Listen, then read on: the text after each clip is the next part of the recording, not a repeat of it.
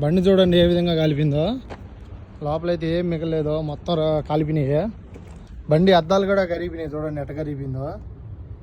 మొత్తం ఏం లేదు, అంత బండి అంతా రగులుకోమింది. ఈ బండి రగులుకోపోయేది కాక దాని బండి ఆ పక్కనే బండికి కూడా రగులుకోవాల్సింది. ఇదేం పక్కనే ఉన్నట్టుండింది అప్పుడేమో.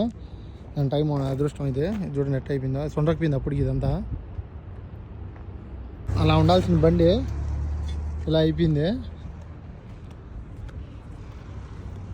మెకానిక్కి ప్రాబ్లం ఏంటో చెప్పాను. దాన్ని బట్టి అయితే ఏం పోయిందో చూస్తున్నాడు.